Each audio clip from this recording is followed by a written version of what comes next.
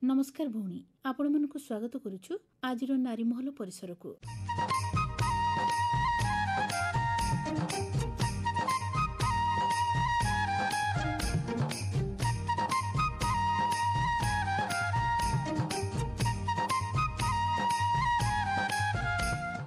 आजिर जुगरे नारी माने विभिन्न क्षेत्र में निजको प्रतिष्ठित करि पारिछन्ति। एमिति कि निजको स्वावलम्बी करबा निमन्ते सेमाने जीवन रे बाछि नेइछन्ति विभिन्न कर्म संस्थान। निजर रुचि आग्रह प्रतिभा बलरे विभिन्न क्षेत्र में प्रतिष्ठित ही निजर गोटे स्वतंत्र परिचय सृष्टि करि पारिछन्ति। एई भली महिला मानकर कथा आपण मानकु आमे आम कार्यक्रम माध्यम रे सुनै आसीछु। आजि सेही भली जणे भौणीकर कथा कहिबु जहाँकर जन्म एई कटक सहर रे, किंतु विवाह परे सुदूर कलिकता नगरी रे रही गोटे महाविद्यालय रे अध्यक्षा भावरे गुरुदायित्व तुलेबा सहित लेखालेखी करिबा समाज सेवारे समय अतिबाहित करुछन्ति। आ रुचि रहिछि तांकर संगीत रे। आसंतु तांकु भेटिबा हमर ए कार्यक्रम रे। से हेले प्रज्ञा महांती। तांकु प्रथमे हमर कार्यक्रम को स्वागत करिबा। आज्ञा नमस्कार। नमस्कार। आपण तो अनेक पिलांकर भविष्यत गठन करुछन्ति, गोटे महाविद्यालय रे प्रिंसिपाल अछन्ति। तेबे आमे प्रथमे जानिबा आपणकर पिला दिन कोठी केमिति कटिथिला? मो घर कटक रे, तो कटक रे स्कूल ले पढुथिली। तापरे रेवेन्सा कॉलेज रे education honours, MA, MPhil, PhD सब कंप्लीट करली। तापरे एठी ओडिसा रे गोटे केंद्रापड़ा रे तुलसी वुमेन्स कॉलेज रे मो पढौथिली, लेक्चरर थिली। आ मो पोस्ट थिला ऑनर्स पोस्ट एगेंस्ट रे, तो सेठी ऑनर्स पिला मो पाठ पढौथिली। तापरे आस्ते आस्ते किछि दिन परे कटक रु बाहागर परे मु कालकाटा को ट्रांसफर, माने मो हस्बैंड करो कालकाटा रे पोस्टिंग थला, तो कालकाटा मु चले आसीथिली। आपण तो पिला बेले अनेक डिबेट दउथिले, केमिति कोन पार्टिसिपेट करूथिले? डिबेट कंपटीशन ने जिबा बोधे मो स्कूल टीचर माने मो भितरे सेमती किसी क्वालिटी देखिथिले मु कहि परिबिनी। से माने ही मोर प्रथम गुरु, मो प्रेरणार उत्स थिले। से माने मते मूलरू जेउठी जेतेबाळे कंपटीशन पई आसुथिला मते पठौथिले, डिबेट रेसिटेशन एथिरे पठौथिले। जानिनी मो ऊपर ताकर कि भलिया कॉन्फिडेंस थिला, किंतु सेही थ्रू रु मु जाई कि मोर निजर इंटरेस्ट हला कि मु आहुरी कंपटीशन ए पार्टिसिपेट करबी, आहुरी भलो करबी। निजे केमती प्रस्तुत करूथिले? प्रस्तुत सेमती किछि करबा दरकार होयनी। कोनोसी ओकेजन ऊपर जदी थाए, सेही धरंदो हे किछि जागा रे कंपटीशन होय, तो जणा थाए कि टॉपिक होय तो सेही रिलेटेड किछि आसीबो बा सेही रकम किछि, तो सेही रकम स्पेशल प्रस्तुति लागे ना। तो आपण कटक रे रही पाठ पढुथिले, स्कूल भी आपणकर एठी, कॉलेज भी एठी पाठ पढुथिले। हठात कटक रु कलिकता से जो जर्नी से विषय टिके कहबे कि? कटक रे मो पढ़ा शेष करिया परे जतेबेले पीएचडी मु करूथिली, सेही समय रे तुलसी वुमेन्स कॉलेज रे पढेली। ता परे तो आपन को कहली मो हस्बैंड को जतेबेले कलकत्ता रे ट्रांसफर हैला, सेतेबेले माने डिसाइड करलु कि कलकत्ता रे शिफ्ट करि जेबु। तो सेति पई मते तुलसी वुमेन्स कॉलेज छाड़ीबा को पड़थिला। कलकत्ता आसी कि मु देखिली कि एठी मु थिली एक्चुअली जनरल डिग्री कॉलेज, तुलसी वुमेन्स कॉलेज होची जनरल डिग्री कॉलेज। तो कलकत्ता रे आसी कि जनरल डिग्री कॉलेज रे पढेबा ता मु देखिली टिके डिफिकल्ट होची। ता छडा एठी बहुत गोटे बीएड कॉलेज थिला, तो जेहेतु मो सब्जेक्ट एजुकेशन, मु चाहली ठीक अछि एजुकेशन तो पढेबा को पड़िबो, बीएड कॉलेज रे पढेले भलो हबो। जेतेबेले बीएड कॉलेज रे पढेबा को चाहली, सेतेबेले देखिली कि मोरो एनसीटी नॉर्म हिसाब रे बीएड नाही। बीएड कॉलेज रे पढेबा को पड़ले फॉर कोर पेपर टीचर तुमको एमए एजुकेशन संगे बीएड करिया पड़िबो। तो आस्ते आस्ते मु बीएड कली, तापरे एमएड कली। सेही भितरे मु बीएड कॉलेज रे भी पढौथिली। पढेबा परे आस्ते आस्ते ई बलिया भाबरे अन्य जगह रे पढे कि एबे प्रिंसिपल अछि। अच्छा, आपण तो एई ओडिसा रे रही पाठ पढुथिले, एठी मध्य अध्यापना करूथिले, କିନ୍ତୁ ବାହାର ରାଜ୍ୟରେ ଯାଇକିରି ସେଠି ଅଧ୍ୟାପନା କରିବା ଆପଣଙ୍କୁ କେମିତି ଲାଗୁଛି? ଷ୍ଟୁଡେଣ୍ଟ ତ ସବୁବେଳେ ଷ୍ଟୁଡେଣ୍ଟ, ତାଙ୍କ ମାଇଣ୍ଡ ସବୁବେଳେ ସେଇ ଇନକ୍ୟୁଜିଟିଭ, ସବୁବେଳେ ନୂଆ ନୂଆ ଜାଣିବାକୁ ଚାହାନ୍ତି, କିନ୍ତୁ ତା ସାଙ୍ଗରେ ନିଜକୁ ବି ଅପଡେଟ କରିବାକୁ ପଡେ। ସମୟ, ସିଲାବସ୍, ଟାଇମ ଏସବୁ ଦେଖିକି ନିଜକୁ ବି ଅପଡେଟ କରିବାକୁ ପଡେ। କିନ୍ତୁ ପଢେଇବାରେ କୌଣସି ମୁଁ ଡିଫରେନ୍ସ ପାଇନି। ମୁଁ ଓଡିଶାରେ ଥିଲାବେଳେ ଯେଭଳି ଭାବରେ ପଢଉଥିଲି, ଏଠି ହয়তো ମୁଁ ନିଜକୁ ଇମ୍ପ୍ରୁଭ କରିଛି। ଓଡିଶାରେ ଖାଲି ଚକ୍ ଡଷ୍ଟର ବ୍ଲାକବୋର୍ଡ ଦେଇ ପଢା ହଉଥିଲା ସେତେବେଳେ, ମୁଁ ଯେତେବେଳେ ପଢଉଥିଲି। ଏବେ ନିଶ୍ଚୟ ସେମାନେ ବି ଡେଭଲପ କରିଛନ୍ତି, କିନ୍ତୁ ସମୟ ହିସାବରେ ନିଜକୁ ଇମ୍ପ୍ରୁଭ କରିକି ଏବେ ଧରନ୍ତୁ କ୍ଲାସରେ ଷ୍ଟୁଡେଣ୍ଟ ମାନଙ୍କ ଡିମାଣ୍ଡ ହିସାବରେ ଆମକୁ ସେଇଭଳିଆ ପଢେଇବାକୁ ପଡୁଛି, ମାନେ ଯେମିତି ପାଠଟା ତାଙ୍କ ପାଇଁ ସହଜ ହବ, ସେମାନେ ବୁଝିପାରିବେ ସେଇଭଳିଆ ଡିଫରେଣ୍ଟ ଡିଭାଇସ୍, ଧରନ୍ତୁ ପାୱାର ପଏଣ୍ଟ ପ୍ରେଜେଣ୍ଟେସନ ହଉ, ଅଡିଓ ଭିଜୁଆଲ କିଛି କ୍ଲିପିଂ ଦେଖେଇକି କିଛି ଶୁଣେଇକି ସେଇଭଳିଆ ପଢେଇବାକୁ ପଡୁଛି। କିନ୍ତୁ ପଢେଇବାଟା ସବୁବେଳେ ଇଣ୍ଟରେଷ୍ଟିଂ। ନିଜକୁ ଯେତେ ଜଣେ ଇମ୍ପ୍ରୁଭ କରିପାରିବ ସେତେ ଭଲ, ସ୍କିଲ୍ ସେତେ ଡେଭଲପ ହବ। ଆଜ୍ଞା, ଦେଖନ୍ତୁ ସବୁବେଳେ କୁହାଯାଇଥାଏ ଯେ ମହିଳାମାନେ ବା ଝିଅମାନେ ଶିକ୍ଷିତ ହେବା ନିହାତି ଜରୁରୀ। ଦେଖନ୍ତୁ କଥାରେ ଅଛି, ଜଣେ ମେଲ୍ ମେମ୍ବର ବା ପୁରୁଷ ଜଣେ ପଢିଲେ ଜାଣିଲେ ସେ ନିଜ ପାଇଁ ପଢୁଛି, କିନ୍ତୁ ଯେତେବେଳେ ଜଣେ ଝିଅଟି ପଢୁଛି ସେ ତାର ପରିବାରକୁ ଦେଖୁଛି, ପରିବାର ପାଇଁ ପଢୁଛି। ମାନେ ଝିଅଟି ପଢିବା ଦ୍ଵାରା ତାର ପରିବାରରେ ଯେତେ ଜଣ ଅଛନ୍ତି ସମସ୍ତେ ଶିକ୍ଷିତ ହଉଛନ୍ତି। ସେଥିପାଇଁ କି ପ୍ରଥମ କି କଣ ହୁଏ ନା, ଏଜୁକେସନ ହଉଛି ସବୁ ପ୍ରକାର ସୋଶାଲ ଚେଞ୍ଜ ର ଗୋଟେ ଇନଷ୍ଟ୍ରୁମେଣ୍ଟ। ସେଥିପାଇଁ କି ସୋସାଇଟିରେ ବୋଥ ମେଲ୍ ଆଣ୍ଡ ଫିମେଲ ଯୋଉମାନେ ଅଛନ୍ତି, ପୁରୁଷ ଏବଂ ମହିଳା ସମସ୍ତଙ୍କର ସମାନ ଅଧିକାର ଅଛି ଏବଂ ସମସ୍ତେ ସମାନ ଭାବରେ ଶିକ୍ଷିତ ହେବା ଦରକାର। ଯେତେବେଳେ ମୁଁ କହୁଛି ଶିକ୍ଷିତ ହେବା ସବୁବେଳେ ଫର୍ମାଲ ଏଜୁକେସନ କୁ ବୁଝାଏ ନା। ଫର୍ମାଲ ଏଜୁକେସନ ସ୍କୁଲ କଲେଜ ଛଡା ମଧ୍ୟ ଜଣେ ଶିକ୍ଷିତ ହେଇପାରିବ ନିଜର ଇଣ୍ଟରେଷ୍ଟରେ, ଅନ୍ୟମାନଙ୍କ ସାଙ୍ଗରେ ଇଣ୍ଟରାକ୍ସନ କରି, କିଛି ସମାଜ ଠାରୁ ସୋସାଇଟି ଠାରୁ ଶିକ୍ଷା ଗ୍ରହଣ କରି ଜଣେ ନିଜକୁ ମଧ୍ୟ ଶିକ୍ଷିତ କରିପାରିବ। କିନ୍ତୁ ମନ ଭିତରେ ସେଇ ଇଚ୍ଛାଟା ରହିବା ଦରକାର କି ମୁଁ ଶିଖିବି, ମୁଁ ଜାଣିବି, ମୁଁ ନିଜକୁ ଅପଡେଟ କରିବି। ତାହେଲେ ନିଜେ ଶିଖିବା ସାଥେ ସାଥେ ଅନ୍ୟମାନଙ୍କୁ ବି ଶିକ୍ଷିତ କରିପାରିବ। ଆଉ ଗୋଟେ କଥା କି ଝିଅ ମାନେ ଶିକ୍ଷିତ ହେଲେ ସେମାନେ ନିଜ ଗୋଡରେ ନିଜେ ଠିଆ ହେଇପାରିବେ ଏବଂ ନିଜକୁ ମେଣ୍ଟେନ କରିବା ସାଙ୍ଗେ ସାଙ୍ଗେ ନିଜ ସମାଜ, ନିଜ ଫ୍ୟାମିଲି ସମସ୍ତଙ୍କୁ ଦେଖିପାରିବେ। ବାଃ, ଭଲ କଥାଟିଏ ଆମର ଭଉଣୀମାନଙ୍କୁ କହିଲେ। ତେବେ ଶିକ୍ଷାର ମୂଲ୍ୟବୋଧକୁ ସମସ୍ତେ ବୁଝିବା ଦରକାର। ଝିଅମାନେ ଶିକ୍ଷିତ ହେବା ନିହାତି ଜରୁରୀ। ଆପଣ କହିଲେ ଯେ ଆପଣଙ୍କର ପିଲାଦିନ ଏଇଠି କଟିଥିଲା, ଏଇ କଟକ ସହରରେ। ବର୍ତ୍ତମାନ ସାଙ୍ଗସାଥି ଏମାନଙ୍କ ସହିତ ଆପଣଙ୍କର ଭେଟ ହୁଏନି? ହଁ, ମୋର ସମସ୍ତଙ୍କ ସାଙ୍ଗରେ କଥା ହୁଏ, ମଝିରେ ମଝିରେ କଟକ ଆସିଲେ ଦେଖା କରେ, ଏଇଭଳିଆ। ଆଜ୍ଞା, ସବୁ ସାଙ୍ଗଙ୍କ ସାଙ୍ଗରେ ସମ୍ପର୍କ ଅଛି। ମାନେ ଏଇ ନୁହଁ କି ମୁଁ କଟକ ବା ଓଡିଶା ଛାଡିକି କାଲକାଟାରେ ରହୁଛି ବୋଲି ସାଙ୍ଗମାନଙ୍କଠୁ ଦୂରେଇ ଯାଇଛି, ସେ କଥା ଏକଦମ ବି ନୁହଁ। ଦେଖନ୍ତୁ ଏଠି ଆମର ଯେମିତି ରଜ ହେଲା, କୁଆଁର ପୁନେଇ ହେଲା, ବିଭିନ୍ନ ପର୍ବପର୍ବାଣି ଆମେ ପାଳନ କରିଥାଉ। ଆପଣ ସେଠି ରହି ସେଇ ପରମ୍ପରାକୁ ବଜାୟ ରଖିଛନ୍ତି? ହଁ ହଁ, ପୁରାପୁରି ସେଇଆ। ଘରେ ତ ଯାହା ଆମର ଓଡିଆ ମାନଙ୍କର ପୂଜା ପାର୍ବଣ ଅଛି ସେଇ ସବୁ ଆମେ ଘରେ ବି ପାଳନ କରୁ।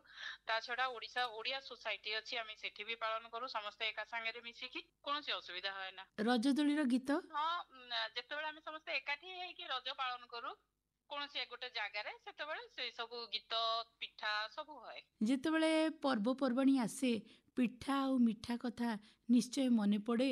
ପାନ ଭାଙ୍ଗି ଖାଇବା, ପୁଚି ହେଲା, ବିଭିନ୍ନ ପ୍ରକାରର ଖେଳ ଖେଳିଥାନ୍ତି। ତେବେ ଏ ଯେଉଁ ପର୍ବପର୍ବାଣିରେ ବିଭିନ୍ନ ପିଠା ମିଠା ପ୍ରସ୍ତୁତ ହୁଏ, ଆପଣମାନେ କ'ଣ ପ୍ରସ୍ତୁତ କରନ୍ତି? ମଣ୍ଡା, କାକେରା, ପୋଡ ପିଠା, ଏଇ ଯୋଉ ଗଲା ପ୍ରଥମାଷ୍ଟମୀ ଗଲା, ଏଣ୍ଡୁରି ପିଠା ସବୁ ପ୍ରସ୍ତୁତ ହୁଏ ଘରେ। ଆପଣ ଏଇ ଯେଉଁ ମଣ୍ଡା ପିଠା କେମିତି କ'ଣ ପ୍ରସ୍ତୁତ କରନ୍ତି ସେ ବିଷୟ ଟିକେ କହିବେ? ମୁଁ ନିଜେ ପର୍ସନାଲି ମଣ୍ଡା ପିଠା ସୁଜି ଦେଇକି କରେ। ଯେ ସୁଜିକୁ ଜନ୍ତିକି ଛେନା ଆଉ ନଡିଆ, ଚିନି ବା ଗୁଡ ଏଇ ପୁର କରିକି ତା ଭିତରେ ଦେଇକି ତାକୁ ବାମ୍ଫ ଦେଇକି ଯେମିତି ଡେକ୍ଚି ବସେଇ କରିବା କଥା ସେମିତି ମଣ୍ଡା ପିଠା କରେ। ଏଇ ଯେଉଁ ଆପଣ ପିଠା ପ୍ରସ୍ତୁତ କରନ୍ତି, ତାକୁ ସାହି ପଡ଼ିଶାରେ ବାଣ୍ଟୁଥିବେ? ହଁ, ସେମାନେ ଖାଇ କ'ଣ କୁହନ୍ତି? ସେମାନେ ବହୁତ ଭଲ କହନ୍ତି। ସେମାନେ ଜାଣି ବି ନଥିଲେ ଏମିତିଆ ପିଠା ହୁଏ ବୋଲି। ଆଚ୍ଛା, ସେମାନେ କ'ଣ କରି ଆପଣଙ୍କୁ ଦେଇଛନ୍ତି? ସେମାନେ ପୌଷ ମାସରେ ସେମାନଙ୍କର ପିଠା କରନ୍ତି। ହୁଁ, ତାଙ୍କ ପିଠା ଅନ୍ୟ ପ୍ରକାର ଥାଏ। ସେ ପିଠା ପାଟିସପ୍ତ ବୋଲି ଗୋଟେ ପିଠା ଭଳିଆ ସେମାନେ କରନ୍ତି। ଏଇ ପୌଷ ମାସରେ ହିଁ ସେମାନେ ସବୁ ଏଇ ପିଠା ପତ୍ର କରନ୍ତି। ମାନେ ତ ସେଟା ସେତେବେଳେ ଆପଣଙ୍କର ଚକୁଳି ହେଇ ତା ଭିତରେ ପୁର ଦେଇ ପାଟିସାପ୍ତା। ଚକୁଳି ମାନେ ଆମେ ଚକୁଳିଟା କରୁ ତ ବିରି ଚାଉଳରେ, ହୁଁ ସେମାନେ ହୁଁ, ପାଟିସାପ୍ତାଟା ମଇଦାରେ କରନ୍ତି, ମଇଦା ଚାଉଳ ଗୁଣ୍ଡ। ଆଚ୍ଛା, ତା ଭିତରେ ପୁର ଦେଇକିରି ଭାଙ୍ଗିକିରି କରନ୍ତି। ପୁର ଦେଇକି ହଁ ଆଜ୍ଞା, ତାକୁ ପାଟି ସାପ୍ତା କୁହନ୍ତି। ଦୁଧ ପୁଲି ଆଉ ଯେମିତି ପିଠା କରନ୍ତି ସେମିତି ସବୁ ଟିକେ ଅଲଗା ଆମ ମାନଙ୍କଠୁ ଭଲ ଲାଗେ, ଆମ ମାନଙ୍କଠୁ ଅଲଗା ପିଠା, ନୂଆ ସ୍ୱାଦ। ଆଚ୍ଛା, ଆମେ ଶୁଣିଛୁ ଯେ ଆପଣ ପିଲାବେଳେ ବାସ୍କେଟବଲ୍ ଖେଳୁଥିଲେ, ବିଭିନ୍ନ ପ୍ରତିଯୋଗିତାରେ ମଧ୍ୟ ଆପଣ ଅଂଶଗ୍ରହଣ କରିଛନ୍ତି, ପୁରସ୍କୃତ ମଧ୍ୟ ହେଇଛନ୍ତି, ସେ ବିଷୟରେ ଟିକେ କୁହନ୍ତୁ। ଆକ୍ଚୁଆଲି ମୁଁ ଯେତେବେଳେ +2 ଫାର୍ଷ୍ଟ ଇୟରରେ ଆଡମିସନ ନେଲି ଶୈଳବାଳା ଓମେନ୍ସ କଲେଜରେ, ଫାର୍ଷ୍ଟ ଇୟର ସେକେଣ୍ଡ ଇୟର, ସେତେବେଳେ ମୋ ସ୍କୁଲ ପିଲାମାନେ ବି ଆଉ ମୋ ସିନିୟର ମାନେ ଏମାନେ ସବୁ ସେଠି ଶୈଳବାଳା ଓମେନ୍ସ କଲେଜରେ ଗୋଟେ ବଡ ବାସ୍କେଟବଲ କୋର୍ଟ ଥିଲା, ଜାଣିନି ଏବେ ଅଛି କି ନାହିଁ, କିନ୍ତୁ ସେଇଠି ସେମାନେ ସବୁ ଖେଳୁଥିଲେ। ସେମାନଙ୍କ ଖେଳ ଦେଖିକି ମୋର ବି ଇଚ୍ଛା ହେଲା ଖେଳିବା ପାଇଁ। ତାପରେ ସେମାନଙ୍କ ସାଙ୍ଗରେ ମିଶିକି ଖେଳିବା ଆରମ୍ଭ କରିଥିଲି। ଆଉ ୟୁନିଭର୍ସିଟି ଲେଭେଲରେ ରିପ୍ରେଜେଣ୍ଟ କରିଛି। ତା ଛଡା ମତେ 2 ଥର ସ୍ପୋର୍ଟସ ସ୍କଲାରସିପ ପାଇଛି ଓଡ଼ିଶା ଗଭର୍ଣ୍ଣମେଣ୍ଟରୁ। ଆଚ୍ଛା, ବାହାରକୁ ଖେଳିବାକୁ ଯାଇଛନ୍ତି କେବେ? ସୁଯୋଗ ମିଳିଛି? କୋଉଠିକି ଯାଇଥିଲେ? ଏଇ କାଲକାଟା ଆସିଥିଲି, ସେଟା ଥିଲା ଇଷ୍ଟ zone inter university basketball tournament. ଆଚ୍ଛା, ପୁଣି ସଂଯୋଗ ହେଲା ଆପଣ ପୁଣି ସେଇ କାଲକାଟାରେ ଯାଇ ରହିଛନ୍ତି। ଆଚ୍ଛା, ଏଇ ଯୋଉ ବାସ୍କେଟବଲ ଯୋଉ ଆପଣ ଖେଳୁଥିଲେ ତାକୁ କଣ୍ଟିନ୍ୟୁ କାହିଁକି କରିଲେନି? କଣ୍ଟିନ୍ୟୁ ଆଉ ସମୟ ସୁବିଧା ସୁଯୋଗ ସେମିତି ହେଇନି। ମତେ ଭଲ ଲାଗୁଥିଲା, ଖେଳୁଥିଲି, କେବେ କ୍ୟାରିୟର କରିବି ବୋଲି ବି ଖେଳିନି। ଆକ୍ଟିଭ ଥିଲି, ଖେଳୁଥିଲି। ଏବେ ଆଉ ମାନେ ସେଇ ସମୟ ସୁବିଧା ସୁଯୋଗ କିଛି ନାହିଁ। ତେବେ ମନ ଦୁଃଖ ହୁଏନି? ସେମିତି କିଛି ମନ ଦୁଃଖ ହୁଏ ନା। ବେଳେ ବେଳେ ମୁଁ କଲେଜରେ ରହିବା ଆଗରୁ ଗୋଟେ ୟୁନିଭର୍ସିଟିରେ ଥିଲି, ସେଠି ଗୋଟେ ବାସ୍କେଟବଲ, ସେଠି 2ଟା ବାସ୍କେଟବଲ କୋର୍ଟ ଅଛି, ତ ବେଳେ ବେଳେ ଷ୍ଟୁଡେଣ୍ଟ ମାନେ ଖେଳନ୍ତି, ତାଙ୍କ ସାଙ୍ଗରେ ଯାଇକି ଟିକେ ଖେଳିଦିଏ, କିନ୍ତୁ ସେମିତି ମନ ଦୁଃଖ ହଏନି। ଆଚ୍ଛା, ଏବେ କିନ୍ତୁ ସମୟ ଚେଞ୍ଜ ହଉଛି, ସୋସାଇଟି ଚେଞ୍ଜ ହଉଛି। ବାପା ମା ମାନଙ୍କର ହୟତ ଆଉ ମାନେ ଏଇଠି ଯାହା ଆଖପାଖରେ ଦେଖୁଛି ସେଇଭଳିଆ ରିଜିଡିଟି ବା ସେଇଭଳିଆ ମନୋଭାବ ଆଉ ନାହିଁ କି ମୋ ଝିଅ ଖେଳିବନି। ବରଂ ମୁଁ ଦେଖୁଛି ଆପଣ ଯେକୌଣସି କୋଚିଂ ସେଣ୍ଟର ଯିବେ ବା ଯେକୌଣସି ଜାଗା ଯିବେ, ବାପା ମା 2 ଜଣ ପିଲାଙ୍କୁ ନେଇକି ଯାଇକି ସେଠି ବସିକି ପ୍ରାକ୍ଟିସ କରେଇକି ପୁଣି ଘରକୁ ନେଇକି ଆସିବେ, ତାଙ୍କର ବ୍ୟାଗ ପତ୍ର ବୋହିକି ଆଣୁଛନ୍ତି। ଆଉ ରୁରାଲ ଏରିଆରେ ବା ମୁଁ ତ ଏଇ ସିଟି ଏରିଆରେ ବା ଟାଉନ ଏରିଆରେ ରହୁଛି, ଏଠି କିନ୍ତୁ ବାପା ମା ମାନଙ୍କ ମନରେ ସେଇ ଟେଣ୍ଡେନ୍ସି ନାହିଁ। କିନ୍ତୁ ହୟତ ଥିବ ଯୋଉମାନଙ୍କର କିଛି ପାରିବାରିକ ପ୍ରୋବ୍ଲେମ ରହୁଛି, ଅସୁବିଧା ରହୁଛି, ତେଣୁ ହୟତ ଏତେ ଟାଇମ ଦେଇ ପାରୁନଥିବେ ବା ସେମାନେ ଭାବୁଥିବେ ଆକୁ ଇଏ ଖେଳିକି ବା ମୋର କଣ ଲାଭ ମିଳିବ। କିନ୍ତୁ ଖେଳିବା ଦ୍ୱାରା କଣ ଉପକାର ହୁଏ? ଆପଣ ଜାଣିଛନ୍ତି, ମାନେ ଆରିଷ୍ଟଟଲ କହିଥିଲେ କି education is the development of ଅ ସାଉଣ୍ଡ ମାଇଣ୍ଡ ଇନ ଏ ସାଉଣ୍ଡ ବଡି। ତ ଆମର ଯଦି ସାଉଣ୍ଡ ମାଇଣ୍ଡ, ଆମର ଯଦି ମାନସିକ ବିକାଶ ଆମେ ଚାହୁଁ ବା ବୌଦ୍ଧିକ ବିକାଶ ଚାହୁଁ, ତା ପାଇଁ କି ଆମକୁ ଫିଜିକାଲି ଫିଟ୍ ରହିବାକୁ ପଡିବ।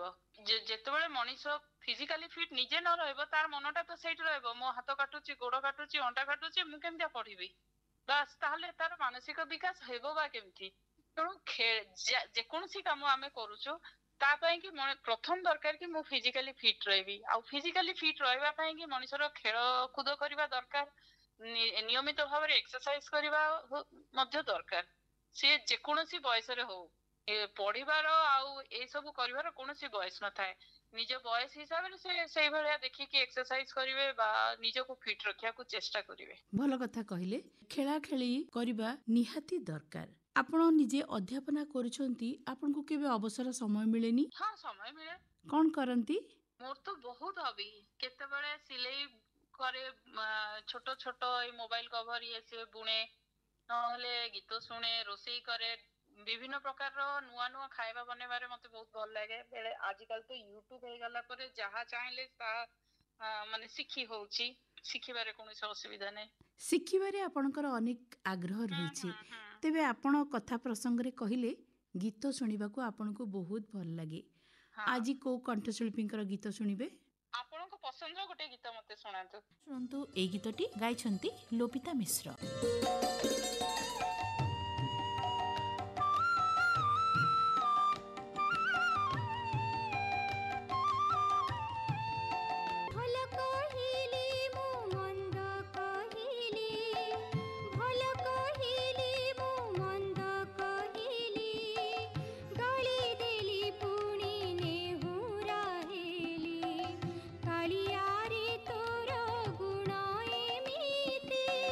କାଳିଆରେ ତୋର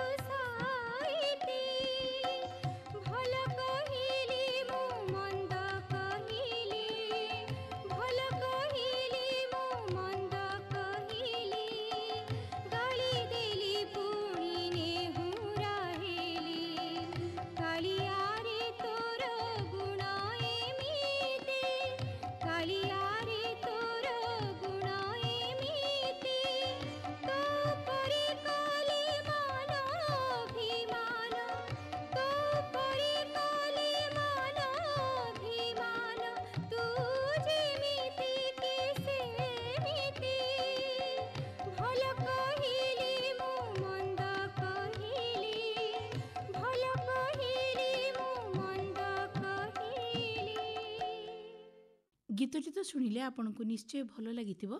तेबे आपणकर आउ गोटे रुचि रही लेखा लेखिरे। आज्ञा आपण कौन सब लेखंती? प्राय मो लेखा गुड़ाक एजुकेशन बेस्ड माने जेहेतु मो सब्जेक्ट एजुकेशन से सब्जेक्ट ऊपर ही मु लिखे आउ लिखिया भितर मोर सोलो ऑथर हिसाब रे किछि बही अछि, किछि जॉइंट ऑथर माने को ऑथर रे बही अछि, किछि बही रो मु एडिटर, किछि बही रो associate editor, research journal publication रे बहुत गुडा आर्टिकल अछि। ता छडा book chapter edited book chapter contribution मोर बहुत गुडे अछि। आउ आकु छाड़ी की केते गुडाक मु होची माने रिव्यूअर जने तो पीयर रिव्यूड जर्नल जेते बेले आर्टिकल गुडा बाहरिबो ता आगुर से माने रिव्यूअर मानको पाखु पठै थांदी तो मु ताकु रिव्यू करे, रिव्यू करी कि मध्ये दिए। जेतेबेले आपणकर बही गुड़िक पाठक पाठिका माने पढ़ंती से माने तांकर प्रति उत्तर रे कोन मंतव्य दियंती? तांकर प्राय मो बही गुड़ाक स्टूडेंट मानक पई बा कॉलेज जो माने पढ़ौचंती टीचर से मानक पई तो से माने केही केही फोन करी कहती मैडम एई चैप्टर ता आउ टिके बेसी लिखिथिले भलो हिथांदा कि एई जगह रे बहुत भलो लिखिचंती से मानक हिसाब रे पुनी मु ताको मॉडिफाई करि दे। किंतु आउ गोटे एस्पेक्ट होची मु माने आउटरीच काम जे गुड़ाक अछि से काम रे बहुत एक्टिव भाबे रे इन्वॉल्व थिली।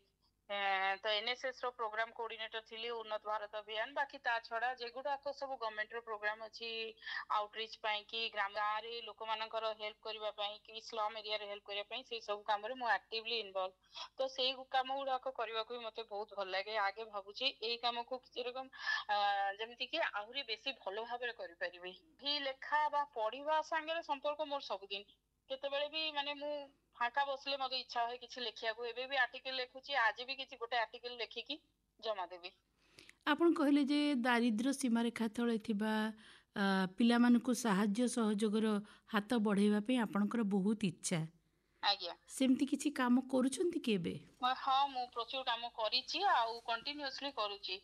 देखंतु गोटे स्लम एरिया को कोरोना समय रे हमें जाइथिलु तांकर पायलट वर्क करबा पई कि ग्रामर जो महिला माने अछंती से माने केते पढाशुना करछंती समस्त निजर सिग्नेचर करि पारंती किंतु पचारिले अ आ चिन्हि पारंतीनी माने ड्राइंग करबा भलिया सिग्नेचर टा सिखि निचंती। अच्छा माने से माने लिखि पारंतीनी किछि ना से माने खाली गवर्नमेंट पेपर रे बा कोठी कोन आधार कार्ड रे जोठी जहा दरकार हैला निज सिग्नेचर कहिले से सिग्नेचर टे करि दोचंती किंतु जेतेबेले निज नाटा लिखुचंती से शब्दटा कोन से अक्षर कोन अक्षर चिन्हि पारनांती एई भलिया लोक अछंती माने एबे भी ए मानको पढाइबा पई कि मोर बहुत इच्छा आउ किछि किछि काम करूची आउ किछि भविष्यत रे करिवार इच्छा अछि। आपणकर आशा निश्चय पूर्ण होबो बोली आमे भाबुछु। तेबे जो भौणी माने आपनको सुनुचंती तांको आज कोन कहिबे? तांको मोर एतिक मात्र कहिबार अछि कि निज सबु बेले निज को अपडेट करो पढिबा संगरो केबे संपर्क छडाओ ना आउ मो सिखिबाठु केबे दूरे जिबेनी। धर मु बड़ मोठु छोट किए किछि काम भलो करूची सेतिरे किछि असुविधा नै छोट होला बोली कोन ताठु सिखिबिनी शिखिबार कोनोसी बयस न था कोनोसी समय न था मनुष्य सब दिन शिखि परिबो आउ शिखिबा द्वारा कोन है ना मनुष्य निजको निजे निजर क्वालिटीज जानि परिबो एवं ता छडा निजको तो हेल्प करिवो ता छडा समाज रे जो माने अछंती सेमानको मध्ये सहाय्य करि परिबो। तेनु पढिबा गोटे कथा शिखिबा आ गोटे कथा पढिबा जदी आमे कहू सेटा ता मीनिंग ता छोटो हे जाउची स्कूल कॉलेज जाई फॉर्मल एजुकेशन बोली लोक माने भाबुचन सेटा ही पढिबा किंतु शिखिबाटा गोटे बड़ टर्म शिखिबा समस्त मनुष्य शिखि परिबो एवं शिखिबा द्वारा निजको अपडेट करि परिबो एवं निजको सहाय्य करिबो ता संगे रे निज समाज रे निज सोसाइटी रे जो लोक माने अछंती समस्त सहाय्य करि परिबे यहाँ द्वारा गोटे सुस्थ समाज गठन हेबो सेति शिखिबाटु केही केबे दूरे जिबेनी आउ शिखिबार कोनोसी बयस न थाए। बा भल कथाटिए कहिले शिखिबार बयस न थाए समस्ते सबु जानंतु शिखंतु आगुकु बढ़ंतु। जाओ आज आपनक सहित आमे कथा हेई बहुत भल लागिला। हमर अनुष्ठान तरफ रे आपनको धन्यवाद। नमस्कार। नमस्कार। आज आलापर शुणुथिले प्रज्ञा महांतीଙ୍କ सहित साक्षात्कार। कलरा को खाइबा पई अनेके पसंद करि नथांती पिल्लाठु आरंभ करी बड़ मानक पर्यंत जहाकू कलरा टिके देले से माने कहबे ना पिता लागिबो आमे हाकू खाइबानी। जदि कलरा रे आमे सुस्वादु खाद्यटी प्रस्तुत करिबा निश्चय समस्ते खाइबा को इच्छा करिवे। ପୁର ଦେଇ ସେମାନେ କେମିତି କଲରା ପ୍ରସ୍ତୁତ କରିବେ ସେ ବିଷୟରେ ଆମର ଭଉଣୀମାନଙ୍କ ପାଇଁ ରହିଛି। ଏଥିପାଇଁ ଆବଶ୍ୟକୀୟ ସାମଗ୍ରୀ ହେଲା 250 ଗ୍ରାମ କଲରା, 2ଟି ଆଳୁ, 1 ପିଆଜ, 7ଟି କଞ୍ଚା ଲଙ୍କା, ଖଣ୍ଡେ ଅଦା, 4 ଚାମଚ ତେଲ, ଆବଶ୍ୟକ ମୁତାବକ ଲୁଣ ଆଉ ହଳଦୀ। ପ୍ରଥମେ ଗୋଟା କଲରାକୁ ପାଣିରେ ଭଲ ଭାବରେ ସିଝେଇ ଦେବା, ତାପରେ ଏହାକୁ ଚିରି ମଞ୍ଜି ସବୁ ବାହାର କରିଦେବା। ଆଳୁକୁ ସିଝାଇ ଚୋପା ଛଡ଼ାଇ ଚକଟି ଦେବା। ପିଆଜ, ଅଦା, କଞ୍ଚା ଲଙ୍କାକୁ ଭଲ ଭାବରେ କାଟି ଲୁଣ ସହିତ ଆଳୁକୁ ଦେଇ ସେଥିରେ ଭଲ ଭାବରେ ମିଶେଇ ଦେବା। ଆଉ ଏହି ପୁରକୁ କଲରାର ପେଟ ଭିତରେ ଭର୍ତ୍ତି କରି ତାୱାରେ ଅଳ୍ପ ତେଲ ଦେଇ ଭାଜିବା। ତାପରେ ବାଦାମୀ ରଙ୍ଗ ହେବା ପର୍ଯ୍ୟନ୍ତ ଭାଜି ଓହ୍ଲେଇ ଆଣିବା। ଆମେ ସୁସ୍ଥ ରହିବା ପାଇଁ ଅନେକ ପ୍ରକାରର ପନିପରିବା, ଫଳମୂଳ ଖାଇଥାଉ, କିନ୍ତୁ ଗାଜରକୁ ଆମେ ପରିବା ଭିତରେ କିମ୍ବା ଫଳ ଭିତରେ ନେଇଥାଉ। ବିନା ସିଝାରେ ବିଭିନ୍ନ ତରକାରୀରେ ବା ଭାତରେ ଏବଂ କ୍ଷୀରି କରି ଆମେ ଖାଇଥାଉ। ତେବେ ଏହି ଗାଜରରେ ଅନେକ ଗୁଡ଼ିଏ ଔଷଧୀୟ ଗୁଣ ରହିଛି, ଯେମିତିକି ଏଥିରେ ଭିଟାମିନ୍ ଏ ଥିବା ଦୃଷ୍ଟିରୁ ଆଖି ପାଇଁ ଏବଂ ଦୃଷ୍ଟିଶକ୍ତି ପାଇଁ ଖୁବ୍ ଭଲ। ଯେଉଁ ପିଲାମାନେ ଦୁର୍ବଳ, ଅନ୍ଧାର କଣା ଏହିସବୁ ଭୋଗୁଥାନ୍ତି, ସେମାନେ ଯଦି ପ୍ରତ୍ୟେକ ଦିନ ଗାଜରର ଜୁସ୍ କିମ୍ବା କଞ୍ଚା ଗାଜର ଚୋବେଇ ଖାଆନ୍ତି ତେବେ ଖୁବ୍ ଉପକାର ପାଇବେ। ଯେଉଁମାନେ ବାରମ୍ବାର ସର୍ଦ୍ଦି, କାଶ, ଶ୍ୱାସ ପ୍ରଭୃତି ଭୋଗୁଥାନ୍ତି ସେମାନଙ୍କ ପାଇଁ ଏହା ବେଶ୍ ଉପାଦେୟ। ରୀତିମତ ଗାଜର ଖାଇଲେ ରକ୍ତହୀନତା, ଅନ୍ଧାର କଣା, ଅମ୍ଳ, ବିଭିନ୍ନ ଚର୍ମ ରୋଗ, ଆଣ୍ଠୁଗଣ୍ଠି ବାତ ପ୍ରଭୃତିରୁ ରକ୍ଷା ମିଳିଥାଏ।